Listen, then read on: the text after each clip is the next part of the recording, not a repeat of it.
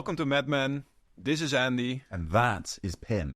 And in this episode, we're going to talk about not throwing things over the fence or the handover from sales to CS. I think we've all worked in organizations where we've seen what good looks like. We've also, I don't know about you, but I've seen the very definition of terrible, which is, as you said, throwing over the fence. I mean, actually, I've seen worse than that. I've seen where it's like success has to come over, like knock on the door, themselves in, walk around to the garden, pick it up, and then walk it back. You know, no one's even thrown it over to them, meaning the customer, of course. We should probably explain the analogy a little bit. Yeah, absolutely. So the seller closes the deal, and as soon as that's done, they kind of, move on to the next thing. Yeah. And it's now CS's baby, and it's the onus is on them to take care of it going forward, right? Yeah, absolutely right. And, we are biased, but we have seen this time and time again with our customers and ourselves, of course, where there is no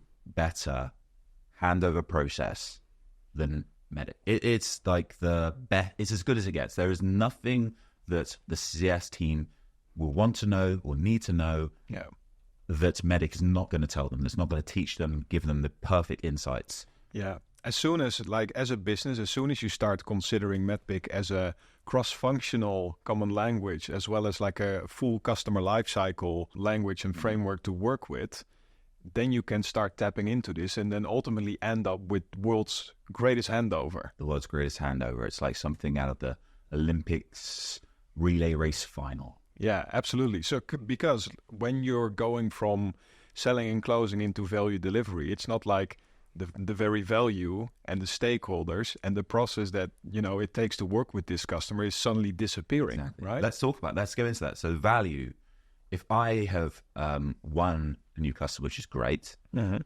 I'm talking to CS, I can say to them, here is why we've won this opportunity. Here is the value that this customer is now expecting. This is the pain that we're looking to solve for. Yeah, this is the pain that we're looking to help this customer solve. Here is the value we've promised they will achieve when they solve that pain. So this is now your goal, your KPI together. Metrics, that becomes like the mutual goal between you and your customer. Exactly right. And of course, this is how we will do it because, we often are selling technical solutions and sometimes there's many ways to do the same thing. So being clear about this is not just, why we won. These are the things the customers really bought into and what separated us from the alternatives, from the competition. But here is actually how we're going to do it. These are the integrations. This is the UI the customers expect. These are the reports they're expecting to see off the back. All that kind of good stuff can be very clearly communicated to customers. So that's value. Yeah. Right? But who are we communicating to? Yeah, absolutely. Because your champion should ultimately become the hero of this story, right? Yes. The in-value delivery, once everything is in place, the solution is in motion, they're deriving the value from it. Yes. So as a champion, as a stakeholder, it's not like you suddenly don't have any relevance anymore. There might be other people involved as well, but the CS team should know hey, this is the champion persona that we're working with in this initiative. Yes. And typically... This is our champion. Yeah. This is our champion. And I think one of the things that we see a lot, right, is that the deal gets closed and CS picks it up. And because it's now moved from a business engagement to a sort of use engagement, right. What tends to happen is you see the users become, more important because they can start using the solution, whatever it may be. And so what happens is, almost the champion can disengage. That's like, well, you need to go and work with that team now. Yeah. And that's just the champion. What the economic bar is long gone by this point. And the thing that I always get really sort of passionate about is that this idea that CS needs to remain engaged with the champion and the economic buyer is kind of wrong because it's not CS's job to just remain engaged with that. It's the entire organization's job. Everybody needs to be responsible for keeping those relationships alive from the pre-sales team to the post-sales team because that's what, at the very least, depending on how the organization is set up from a revenue perspective, is going to secure a customer story that is a success story. At the very least, even if the AE is not involved in upsells and renewals and all that good stuff, at the very least, they want to be able to have the most powerful thing they can have in their locker, which is a success story. I went to see this company. They had these problems that was impacting and implicating them this way. With our solution, they solved those problems, uncovered this much value, and what a great story. Yeah. I can help you just the same. Every salesperson should see that as the most valuable thing they can get to have in their locker. So, it's very much not just customer success's responsibility to remain engaged with those stakeholders, because we know how key they are for making sure that the project stays top of mind, making sure all the value we've promised gets delivered, because it's still a high priority. And then, of course, when it comes round to those renewals and upsells, they're going to have to be involved as well, because if the users aren't going to buy the upsells, the renewals, it's going to be them back involved as well. So it's really important from a stakeholder perspective. Yeah, and so typically, when you are doing value delivery, if it's like the first time you're dealing with this customer, it might be the second, you're still not maximizing the potential scope that you have with that customer, right? Yeah. So if you consider this from like a full GTM perspective, and what you want to do is to build as much value together, as much success as possible. So if you don't do this across functions, selling into value delivery, CS, revenue teams together, you're not setting yourself up to build that with a customer, right? And once you do that, once you approach it in the way that you just described, you're creating like all these little flywheels of customers that are gonna, refer other businesses because they have a great experience. And so at the end of the day, when you do this really well and you execute with it, it massively pays off. Yeah. And then the third pillar, of course, is process.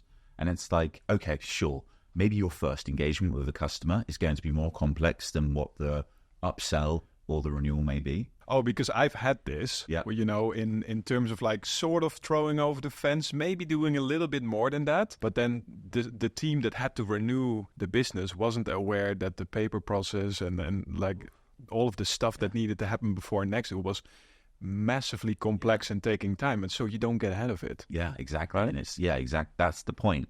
It's the idea that, hey, by the way, this organization, this is what their processes look like. Yeah. So not only be prepared, but actually perhaps you're thinking about the renewal or an upsell, let's get ahead of it. Yeah. Sure. And that's going to be a good experience for the customer as well. The customer doesn't want everything to be slowed down. Customers, there's almost like this weird thing we don't talk about enough in our industry where, hate to say it, everyone, but customers don't actually enjoy buying that much. It's not fun. I know it seems like I can't believe you just said that, but actually they don't. They really don't. And so that is not a bad thing.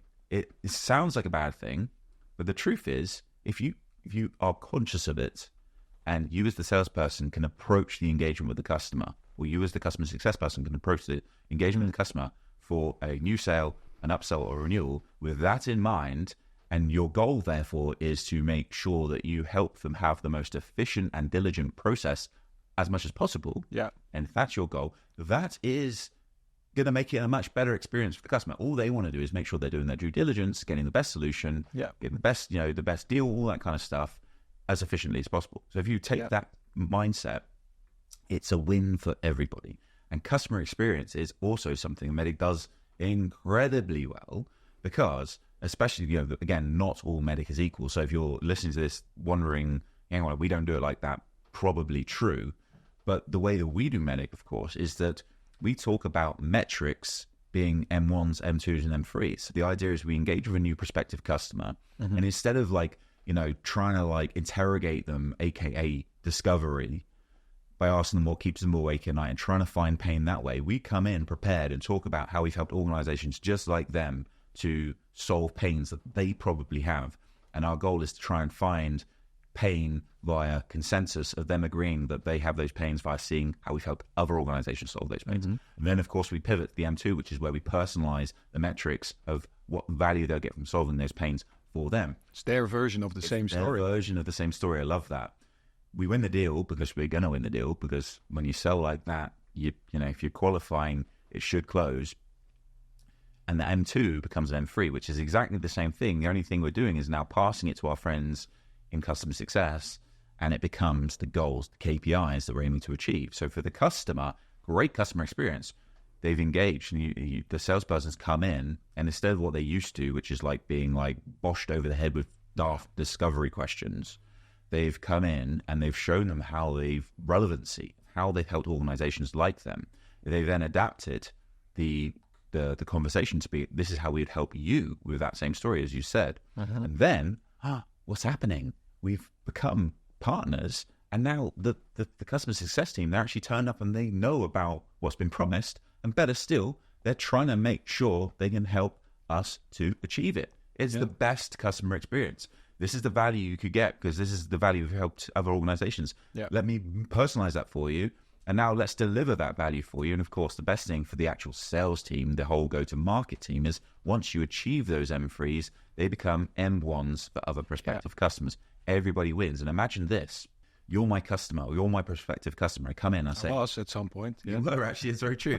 I come in and I say to you, Pip, you work for Cisco Meraki. Let me talk to you about how I've helped other organizations at the same size that are relevant to Cisco Meraki. And you say, that is interesting. We have those problems. I therefore say, let's now personalize what this would look like for you if we were able to bring the same value to you as we brought to that customer. You go, great, let's do it. We become partners. The customer success team engages, and they help you to achieve those KPIs that we've aimed to achieve together. We're achieving them. But then I launch a software platform that helps you even further to do more with MEDDICC, to better implement it, to better operationalize it, all that good stuff we know.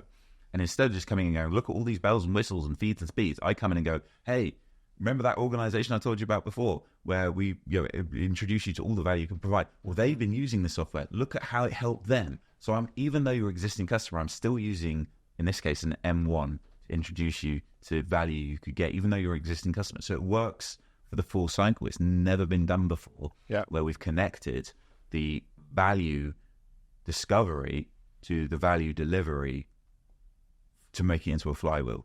It's a first. That's amazing. I think that underpinning the value delivery with value stakeholders in process, the way that you do in selling, is very powerful. And one thing that I want to specifically add to the process piece that you talked about a second ago is, like, imagine the CS person also not being assumptive in like, hey, it's going to be the same the next time over, right? So if we've done that initial deal, the handover has been great, the value delivery is in motion, as you say, it's aiming for the realization of that M3. Then when you introduce like that new M1, as you said, there's no assumption that things are going to play out the same. It's almost making sure that you partner with your customer again. It's like, hey, the last time that we did this is how we went about it. So, and then it's the minds of like, what's changed, if anything, right? Sold. Where do I sign up? Right there.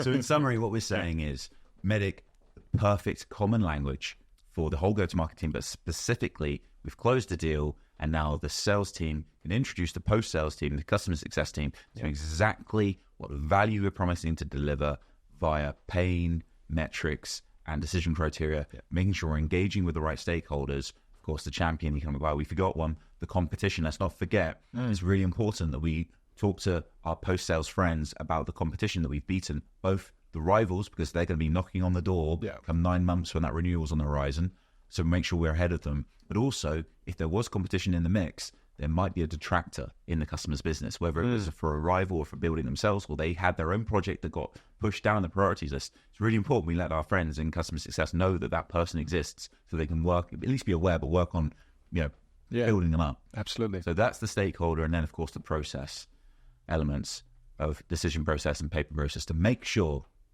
that we are prepared for that renewal, for that upsell. We're on the front foot, we're being proactive. And all of this leads to a great customer experience, particularly if you use the M1, the M2, and M3 process to guide that customer through. Well, Andy, here's to the world's best handover. Thank you. Cheers. Cheers.